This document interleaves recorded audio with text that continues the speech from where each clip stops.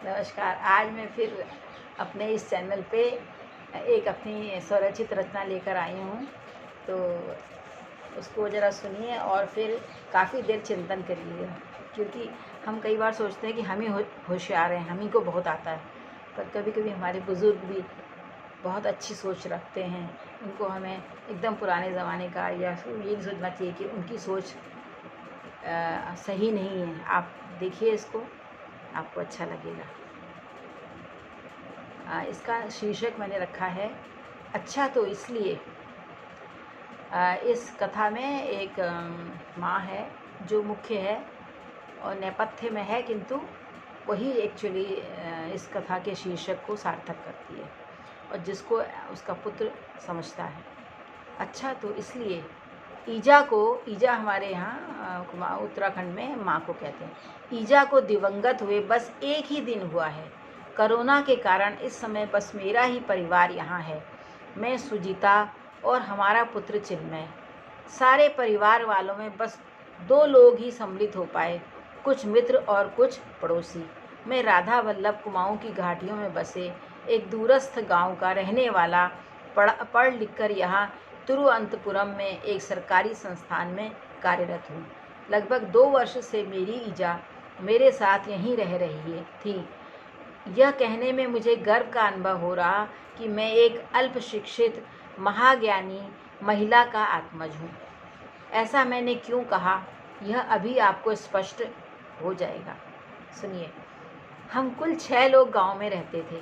खेती और पशुपालन पर निर्भर हमारा परिवार एक निम्न वर्गीय आय वाला था, जिसके यहाँ भरपेट भोजन दूध तो मिल जाता था, पर नगद पैसों का अभाव था। अगर अनाज बेचते तो खुद क्या खाते। फलों के कोई खरीदार न थे। फल दूर दूर के गांव में भी सभी के यहाँ थे। बस कुछ अखरोट बेचते और भांग की पत्तियों को मसल कर हम सभी अत्तर एक नशीला पदार्थ बनाते थे, जिससे कुछ पैसे मिल जाते थे। इसी तरह ईजा और दादी सरसों का तेल भी ओखली से कूट पेर कर घर में ही बनाती थी। अगर गाय भैंस का बछड़ा हुआ तो वह भी बेचकर कभी कभी कुछ पैसा नगद मिल जाता था। हम पहाड़ी घास, जिसे निगाऊ कहते थे, उसके पुतले, रस्सी, रिंगाल के सूप, चटाई, टोकरी बनाकर भी बेचते थे, जिससे कुछ नगद पैसा मिल जाता था। आप सभी समझ सकते हैं कि नगद धनाभाव के कारण हम कैसे रह रहे होंगे। हमारे पिता भी दिन भर श्रमशील होकर हमें पाल रहे थे। हमारी माँ बस लिखना और कुछ कुछ पढ़ना जानती थी, पर पिताजी कुछ ज़्यादा पढ़े थे क्योंकि वह कक्षा 5 पास थे।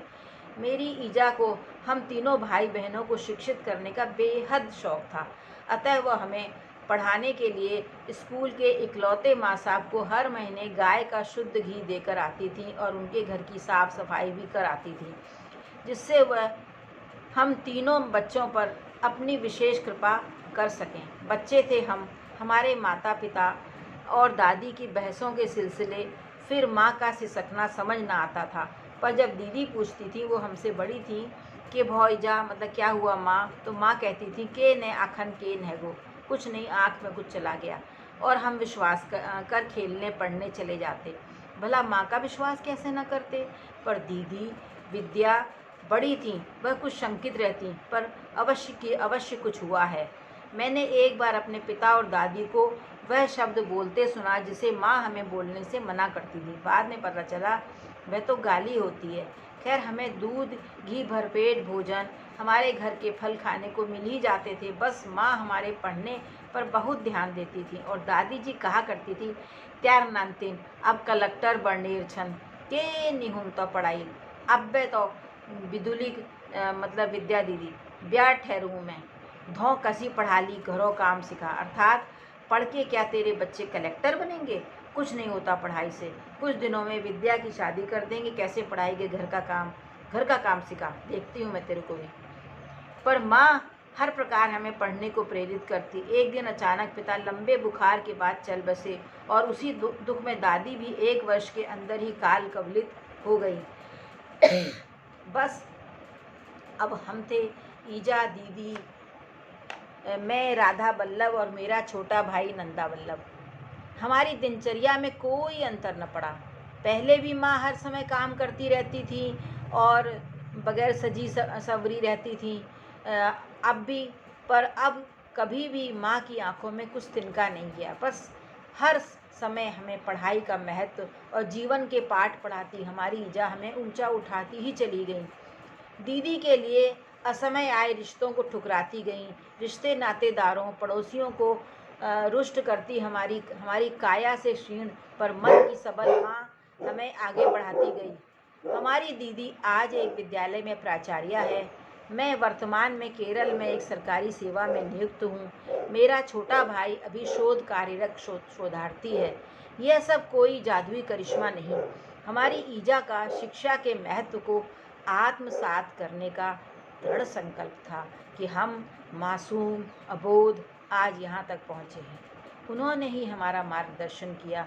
हम क्या जानते थे कि शिक्षा क्या होती है और हमें आगे क्या करना। हम तो यही सोचते थे कि हमारे माँ और पिताजी जो ये खेती करते हैं, खेती करने को मैं बुरा नहीं समझता, किंतु जिस तरह का जीवन उन लोगों का था उससे हमारा जीवन थोड़ा भिन्न हुआ, वो माँ की कृपा से। मैं आप सभी को यह बात बताना तो भूल ही गया कि आज मुझे रह रहकर याद आ रही है। माँ मरणासन्न क्षीण काया में पड़ी थी, जिसे बचाने के प्रयास विफल हो रहे थे, और मैं एक निरीह बालक समान उनके बुदबुदाते होठों को सुन रहा था और उनका धन्यवाद कर रहा था कि उसने हमें यहाँ तक पहुँचाया। और साथ ही मेरी इच्छा के विवाह के लिए सुजिता, जो एक विजातीय मलयाली कन्या थी, से ब्याह रचाने को तैयार हो गई। तो मेरी ईजा के वह अस्फुट से शब्द मेरे कानों में गूंज रहे हैं और गूंजते ही रहेंगे शायद। उन्होंने मरते वक्त कहा था बुदबुदाते हुए, चला तौस के। जब मैंने उनसे पूछा आप कैसे सुजिता से मेरा ब्याह करने को तैयार हो गई, तो उन्होंने तब उसका जो जवाब दिया वो आप सुने।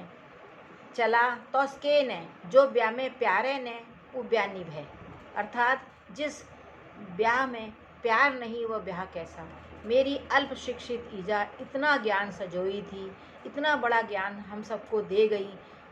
उसकी पराकाष्ठा मुझ पढ़े लिखे को कल उनकी मृत्युशैया में ज्ञात हुई।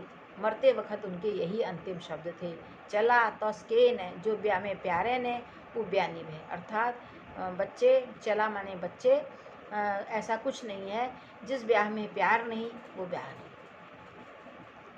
नमस्कार।